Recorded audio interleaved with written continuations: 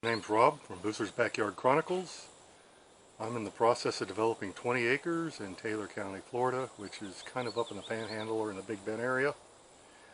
On my last trip here, some components of my solar system broke. Took some of them home with me and determined that the charge controller and the inverter itself was broke. Bought a new charge controller and the inverter was under warranty. They sent me some new boards to repair it. I installed the new boards and everything, at least from the testing I did at home, seems to be working fine. So in this video we're going to put the components back in the system and get the system back up and running. What I'm going to do is measure the voltages across all the batteries because I never got a chance to check them before, just to make sure all the batteries are at approximately the same voltage before I fire this thing up. 13.2, 13.2, 13.2,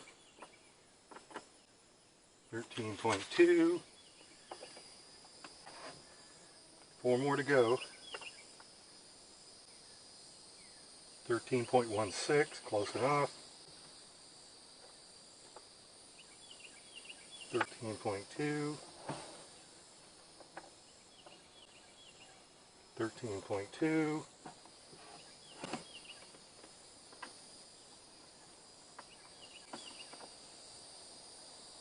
13.2. All 8 batteries are within 1/10 of a volt of each other. We should be okay. My next step, I'm going to move these batteries to the top shelf out of the way so I don't accidentally drop something on them and short them out. I've conveniently slipped a board through all of them, all 4 of them, so I can move them all at once. There we go. First piece I'm going to install is the new MPPT 60 amp solar charge controller made by EcoWorthy. I'm going to do all the wiring connections first and then mount it. It's much easier to wire if I wire it first and then mount it later. It gets a little hard. The panel's disconnected right now. Actually, they're connected to the EcoFlow, charging it up right now. So anyway, I don't have to risk of getting zapped by that. They can be upwards of 150 volts or so right now. Probably a little lower than that because we don't have much sun, but they can get up to about 150 volts. This is my cloud box. This allows me to monitor its status remotely. Make sure I got that hooked up. Next comes the inverter. Now I'm going to hook the inverter up. I'm going to start the wiring I'm going to do for now on it. Now I'm going to get this big beast mounted. That ought to be fun. That was a little frustrating, but I got the first 2 screw holes started at the top and the thing will basically stay put by itself. Let me get the bottom 2 holes in and then we'll be ready to put the batteries back in. Alright, reinstalled the inverter, charge converter, connected all my batteries up, thing all connected, everything seems to be running fine. The sun just came up, so I'm not getting very much sun yet, but we'll see how well it's charging and run it through a few performance tests before we're done, and we'll see how we did. But right now it looks like everything's running fine. On the system, starts with solar panels. Got 6 panels. They're mounted on a dual axis controller that keeps them positioned toward the sun all the time. Gives me a little bit more power output out of the panels if they're always pointing directly at the sun. So that works out pretty good. They're 195 watt panels, so I got a total of about 1200 watts. This is my inverter that was repaired and replaced on this trip as well too, and it is a 5000 watt inverter, and the inverter's job is to take power from the batteries, convert it to AC so that you run your appliances. But in addition to an inverter, it is also a charger. So I can charge the batteries from the 240 volt source. It will also pass through the 240 volt source, and such as city power or a generator. In the event that the generator or city power fails, it will automatically switch over to batteries, much like a UPS. It will also charge the batteries.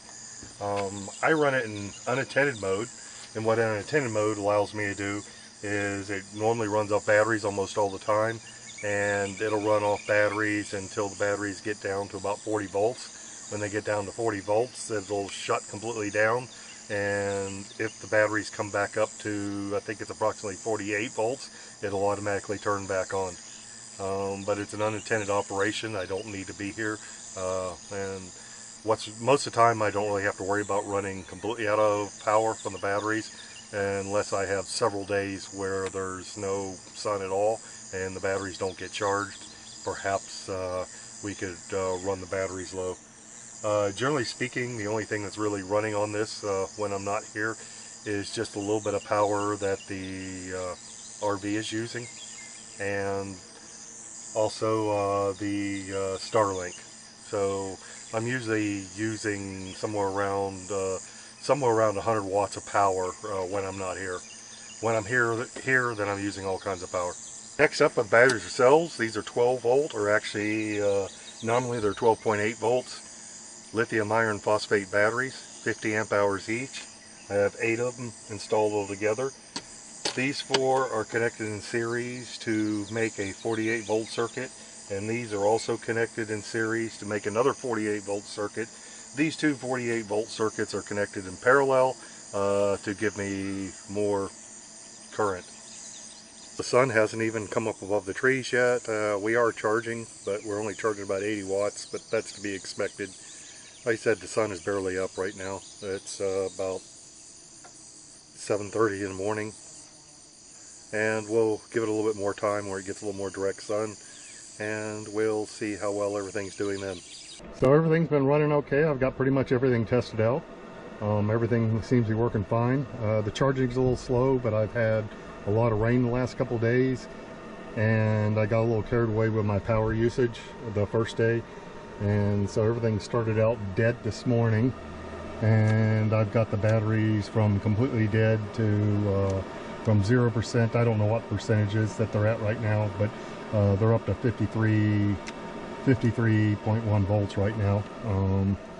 It'll stop charging when it gets to 58, so that's where we're at right now. Thanks for watching. Please be sure to like, comment, and subscribe, and click that notification bell so you get notifications of all the new videos.